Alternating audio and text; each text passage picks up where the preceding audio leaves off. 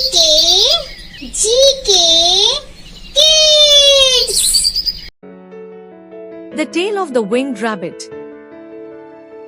Once upon a time, deep in a dense and lush green forest, lived a small rabbit named Chintu. Chintu was swift and agile, like all other rabbits, and spent his days playing happily with his group. But there was something that made Chintu a little different from the others. He had a dream that kept him restless. Chintu longed to fly. Every time he saw birds soaring high in the sky, a strong desire would stir within him. If only I had wings, I too could fly in the sky. Every day, Chintu would tell his friends, "Look at that bird. Look, it's flying so close to the clouds. If only I could do that." His friends would laugh and say, "You're a rabbit, Chintu. Your job is to run on the ground, not fly."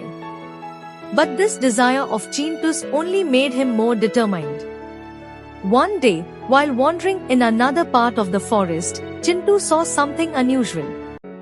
An old sage, with a long white beard and dressed in ancient robes, sat under a tree, deep in meditation.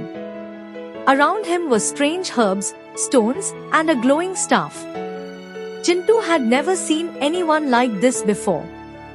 His eyes lit up. Maybe this sage could fulfill his wish. Chintu slowly approached the sage and politely asked, "Baba, can you help me?"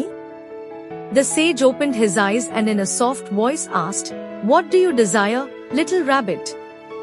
Without hesitation, Chintu said, "I want to fly. I want to be like the birds in the sky. Can you give me wings?" The sage looked at Chintu closely. There was a spark in his eyes, but also a lack of experience and impatience. The sage took a deep breath and said, "Your wish is unusual, but remember, everything comes with consequences. Are you truly ready to bear the responsibility of flying?" Without thinking, Chintu replied, "Yes, Baba. I'm ready for anything. I just want wings." The sage raised his magical staff, chanted a few spells, and suddenly, two large, shimmering wings grew on Chintu's back. Chintu couldn't believe his eyes. He flapped his wings and began to rise off the ground. Within moments, he was floating above and flying towards the sky. He shouted with joy, "I'm flying! I'm flying!" For the first few days, Chintu had a lot of fun. He would fly from morning till evening. He soared above the tall trees of the forest, over hills, and even across the river. His rabbit friends and other animals in the forest were amazed when they saw him flying. They couldn't believe that Chintu, who once ran with them, was now flying in the sky. All the animals praised him. Chintu felt a great sense of pride with this new ability. He began visiting his friends less and less, and when he did, he would say, "You can only stay on the ground, but I'm the king of the skies. You wouldn't believe how beautiful it is above the clouds." Slowly, this pride turned into arrogance. Chintu began to think of his friends as inferior. He believed he no longer needed anyone. He convinced himself that his ability to fly made him special, and that the other animals were beneath him.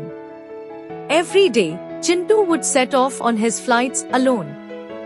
He wanted to fly even higher and see distant places.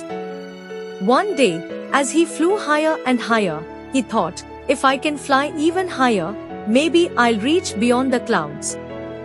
What a different world it must be up there." But he forgot that the higher you go, the greater the risks. As Chintu tried to ascend even higher, a sudden strong gust of wind hit him. The wind was so strong that he couldn't control his wings properly. Panicking, Chintu flapped his wings rapidly, but the wind kept tossing him around. He didn't know what to do. Chintu screamed, "Help! I'm falling!" But there was no one to hear him. The wind was so loud that his cries disappeared into it. Chintu tried to look down, but he couldn't see the ground. He was stuck above the clouds. His wings were also starting to lose their strength. What once seemed like a gift now felt like a burden. He wanted to come down, but the wings kept pulling him higher. Chintu now realized how big a mistake he had made. He wished he could go back to being the simple rabbit who happily ran on the ground. Exhausted, Chintu crash-landed onto the ledge of a high mountain. He was gasping for breath, and his body had no energy left to fly. He was terrified. He now understood that chasing after every desire isn't always right. He had dreamed of flying, but hadn't considered the consequences. Looking up at the sky, he said, "Baba, you were right. I shouldn't have wished for wings without thinking." Suddenly, a soft light appeared before him, and the sage reappeared, smiling gently. The sage said, "Have you now understood that not every wish is meant to be fulfilled? Without responsibility, power becomes a burden." Chintu bowed his head and, with tears in his eyes, said, "Forgive me, Baba. I became arrogant and even looked down on my friends. Please, make me the same Chintu I was before. I don't want wings anymore." The sage waved his staff, and Chintu's wings vanished. Chintu sighed with relief. It felt as if a heavy burden had been lifted off his shoulders. He was now the same small, happy rabbit he had always been. Chintu returned to his friends with joy. He apologized to everyone, saying, "Please forgive me. In my pride, I hurt your feelings. I now realize that everyone should embrace their natural strengths without being envious of others." His friends forgave him, and they all began playing together again. From that day on, Chintu learned that we should accept and respect our strengths and weaknesses.